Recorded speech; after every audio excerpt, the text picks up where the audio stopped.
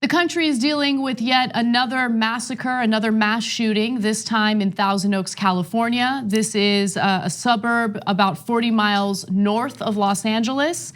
And the mass shooter in this case took the lives of 11 people and then later his own.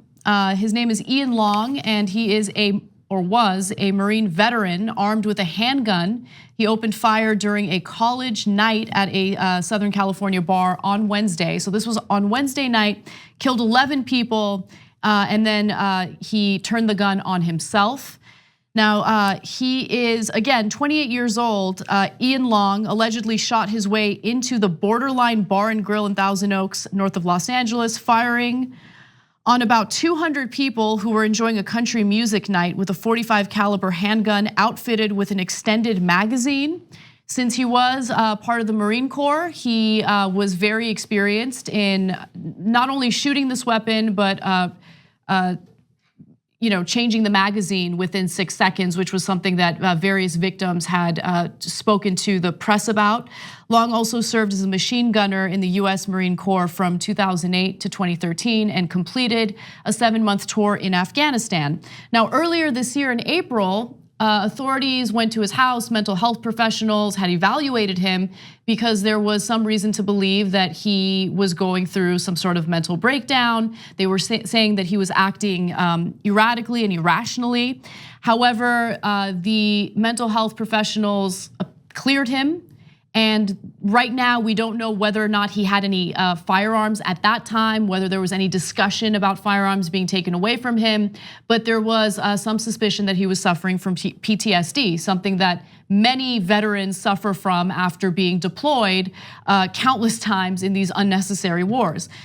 Now, to give you more details, he had purchased this gun, the one that he used in this attack, legally. Also, one of the individuals who lost his life, while everyone was running out of the club, he ran in. It was Sergeant Ron Heelis, who was very close to retiring. And through his attempts to save people, unfortunately, he was gunned down. He's from the Ventura County Sheriff's Office. He was on the phone with his wife, having one of several conversations he typically had with her during his shift. When he told her he had to respond to a call, he was shot during a gun battle with Long as he entered the building. Again, he was a veteran, 29-year veteran of the police force, and he planned to retire next year.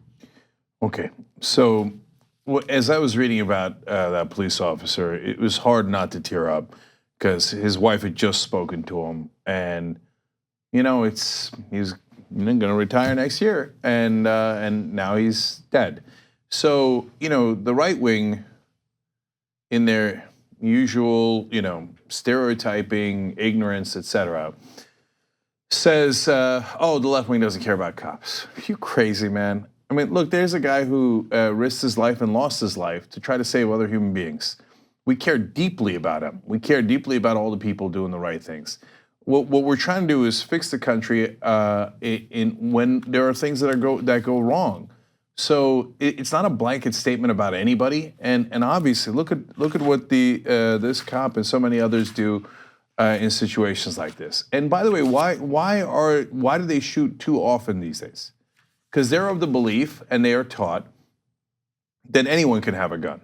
And that, unfortunately, is absolutely true. And we've talked about that on the show all the time. So I don't think they should shoot as quickly when people are unarmed. But unfortunately, a lot of times people are armed, and they rush into harm's way anyway, as this guy did, a wonderful human being trying to save other people's lives, right? And the reality is, everybody is armed. So if he had a gun back when they went to go do the mental health check on him, likely he did. We don't know, but I mean, he had the guns legally. The mental health check was just earlier this year, right?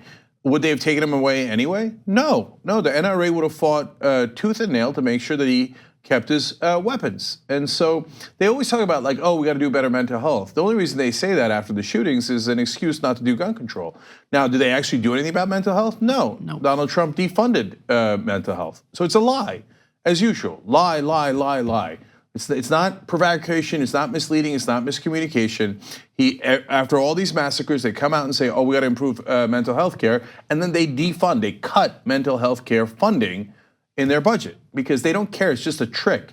Now, why do they do it? Because they're corrupt. Donald Trump is corrupt. all the people, every politician that takes funding from the NRA takes money from merchants of death. The NRA funded by gun manufacturers who profit from people's deaths, who profit from these massacres. And that blood money goes to the politicians, and the politicians make sure that we keep having these massacres. If you think that's too strong, you're wrong. It's a fact. So, and if you think it's not gonna happen in your neighborhood, you're nuts. Of course it's gonna happen in your neighborhood. It happens in every neighborhood. I've lost track of the massacres that have happened in Colorado over the last couple of years. Can you remember all the massacres in Colorado? I don't, honestly, like, newsworthy ones. Now, if there's a shooting of 4 people or more, that's a mass shooting. The other word for that is massacre. We don't keep track of those anymore. I mean, we keep track of them, but they're not in the news. That's one a day. Otherwise, we'd do a story every single day about a massacre that happens in America, because it happens. Okay, well, now it's been amped up. This is 12 people dead overall.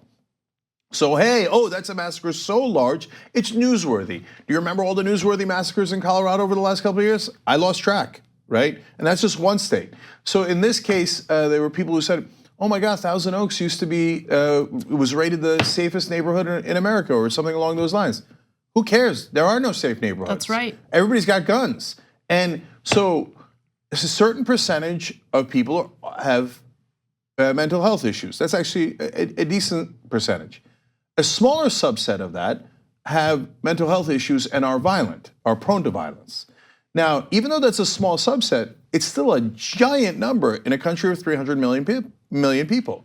So that means we've got probably hundreds of thousands of people in this country who are mentally ill, prone to violence, or just deranged from politics or their religion or one of their ideologies, and have incredibly easy access to guns.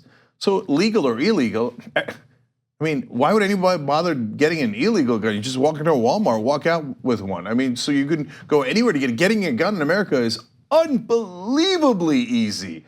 And so he probably got a gun the same way that everybody does. Just go walk in and grab one so that you can go murder people. So your town is not safe. And no one's safe. No one's safe. And earlier this week, we were talking about how uneasy I felt going to a political event that did not have metal detectors as we were walking into the building. And that's the world that we live in. I was super nervous. I mean, I was thinking about how easy it would be for someone to open fire in that moment. And the reason why I think about that is because of how frequent these types of shootings are. And especially if you're at a political event in today's climate, you have to be extra cautious. We shouldn't be living in that type of country. This is supposed to be the United States of America. And oftentimes I feel like I'm living in this third world so-called democracy, when in reality, we have Americans who are fearful for their lives. We have domestic terrorism happening right now that our politicians refuse to do anything about. And one of the biggest stories today has to do with how 2 red states passed ballot initiatives severely restricting abortion, in fact, outright banning abortion, because the people of those states believe in protecting a zygote's life.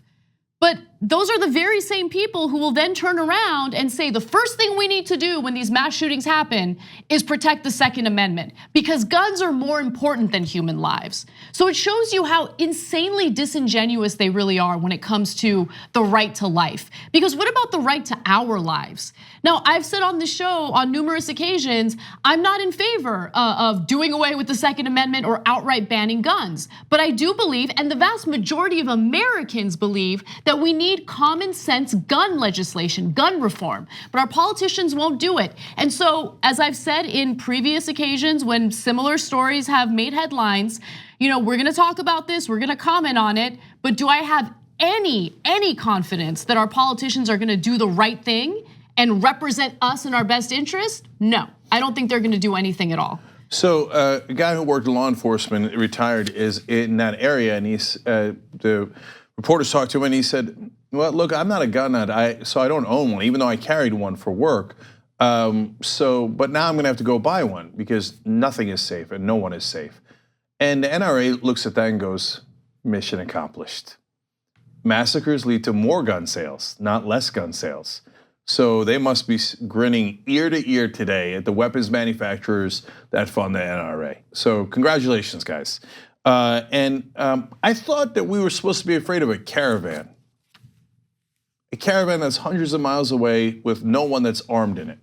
You think that caravan has a higher likelihood of harming you or your family than the guy living next to you with a gun? You're crazy. You're wrong. Yeah. You're wrong, wrong, wrong. You are 1,000 times more likely to be killed by your next door neighbor or someone in the neighborhood who has a gun than you are, or someone in your house. Actually, you're 10,000 times more likely to be killed by someone in your house with a gun than by some guy in a caravan. I throw those numbers out there, but in reality, it's not hyperbole. It's actually less than a hyperbole.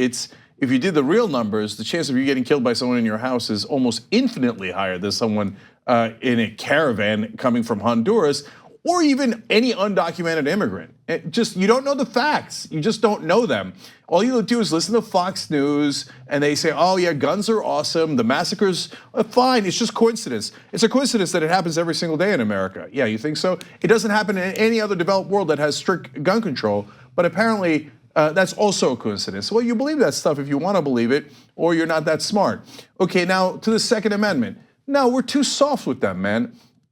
So it's not about repealing the Second Amendment. You don't have to repeal the Second Amendment. It's perfectly fine. Have you ever read it? Has anybody ever read it? It's a really simple one-sentence amendment. It says, a well-regulated militia being necessary to the security of a free state, the right of the people to keep and bear arms shall not be infringed. You've probably heard the shall not be infringed part 1,000 times. Did you ever hear the first part of the sentence? Was Ian Long in a well-regulated militia? Was he necessary to the security of a free state? That's in the sentence. Plain reading of the amendment, plain reading of the Constitution. Conservatives are supposed to be in favor of that. They're not, they're liars. Because the Second Amendment clearly does not say that Ian Long and everyone else should have guns. It doesn't say that. It says a well-regulated militia. Was Ian Long in a well-regulated militia? No, he wasn't. Are you in a well-regulated militia? No, you're not. Okay, so that had a very, very, very clear meaning. And so anyone who says that you have an absolute right to free guns, because of the Second Amendment, they don't know anything. And they're either lying to you on purpose or completely ignorant. If you're not in a well-regulated militia, you do not have the right to keep and bear arms. You do not, okay? But the corrupt Supreme Court, picked by corrupt politicians who are all paid off by the NRA, interpreted it in a way that makes no sense at all. If they wanted to say that everyone has a right to bear arms, they would have written that. But they didn't write that sentence. They wrote this sentence. And the massacres continue unabated. It doesn't happen in any other country. To be fair, in second place for massacres is Somalia. They're a distant second to us. And guess why? They have the second most lax gun regulations in the world. Second most. They regulate guns more than America does. Okay, so congratulations, America. We finally found something we're #1 in. The TYT Plus app is now available on iOS and Android. Download to get more TYT content at tyt.com/app.